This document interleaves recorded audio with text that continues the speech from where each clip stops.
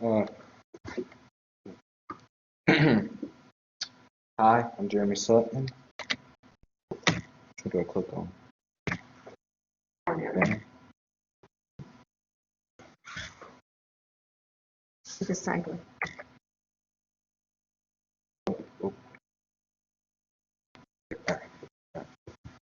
And I'm going to tell you about, today I'm going to tell you about one of the most awful drug crises in history.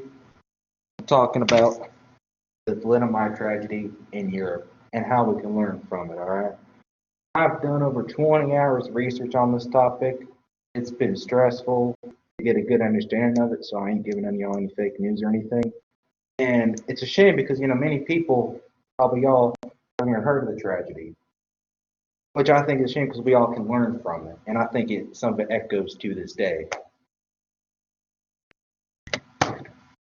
Um, thalidomide was a drug created by a German company called Chemie Grünenthal to help with, they marketed it to pregnant women to help with headaches and morning sicknesses, all right?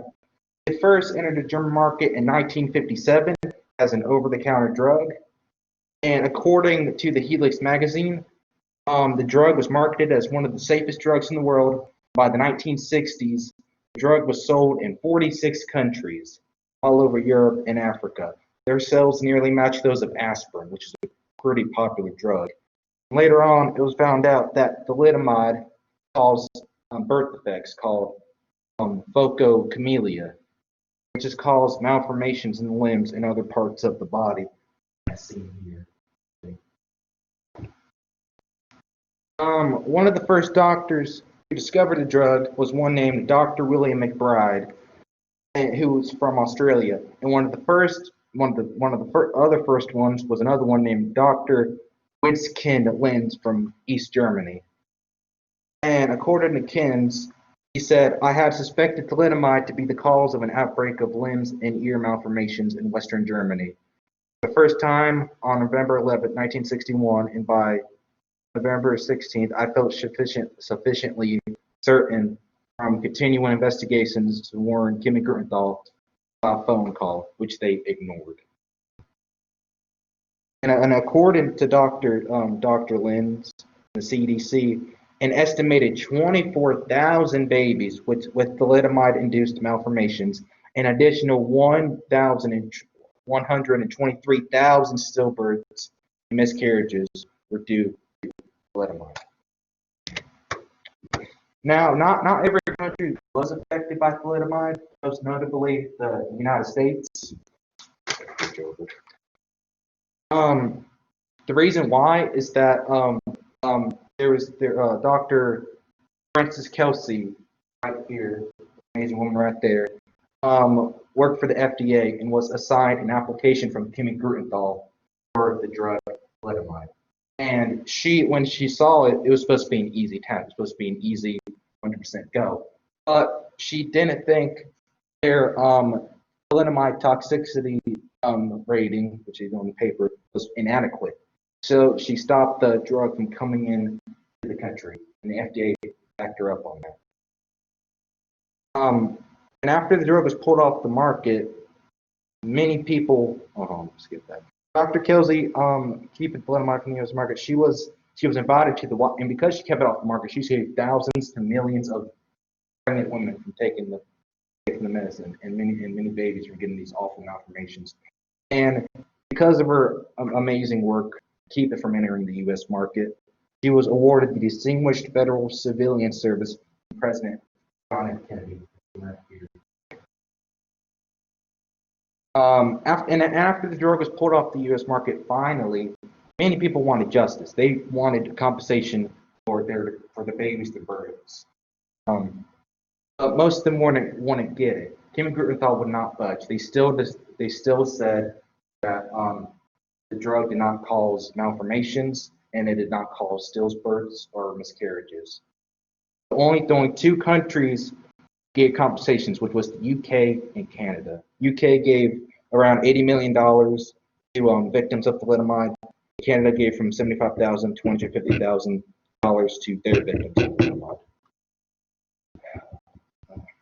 And many victims of thalidomide also filed lawsuits against Chemie Grünenthal. And it wasn't until 2012, 50 years after all this happened, all the stillbirths and miscarriages and malformations on these babies, that Kimmy Gurtenthal finally admitted that thalidomide caused these births. Here's a quote by the CEO, Harold Stock. He said, "Thalidomide is and will always be part of our company's history. We have a responsibility and we face it openly. On behalf of Gurtenthal, with its shareholders and all employees, I would like to take this opportunity at this moment of great embrace today to express how sincere regrets about the consequences of thalidomide and our deep sympathy for all those affected by thalidomide. I want you to notice that they don't think the victims first or their employees first. They think the shareholders, the people who own their company first, not the victims, which I think is despicable and awful." Oh God. I think it's always good to learn from history and learn from these mistakes. Many people many politicians want to get rid of many drug regulations because they're expensive. But we have to pay these drug regulations and these companies to look over them. So now thalidomide does not happen. I always believe, and I always will believe, that you can't put a price on a human being's life. The point of me writing this is to tell you the story of an event that very little people know about, and how it echoes to this day.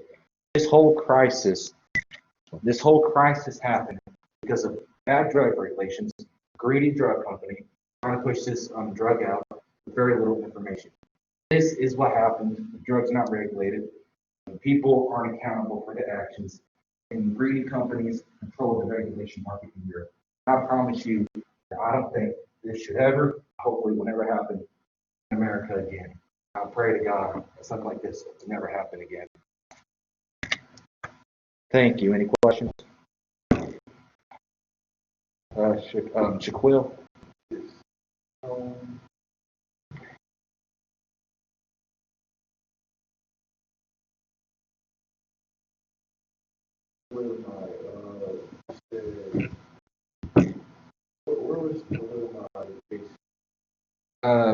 Shaquille asked an amazing questions, which was, where was thalidomide based? It was based in Germany, I think Western Germany. A fun fact is that many people who worked at Kimmy Gurtenthal made the drugs were actually Nazis. I'm not making that up. So that's pretty cool. That's another question. What did you say that it was like?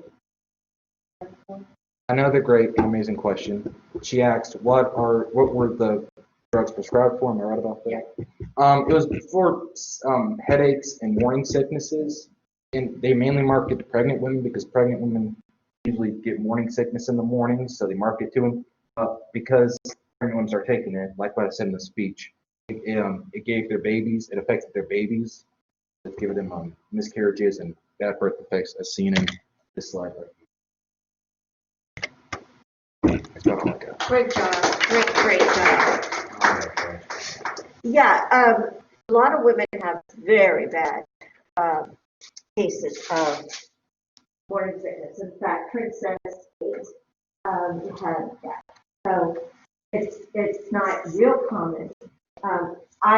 This is my era in the 1960s, so I was very aware of this, and I actually had some friends who had a baby like this as a result of it. And you're right, that woman was a hero to not let any more come in. It was pretty frightening. It was so frightening. Very frightening. So, you want to stick around and let's talk about a strategy for you? Yes. Okay. The rest of you are free to go. You all did a good job. Thank you very much.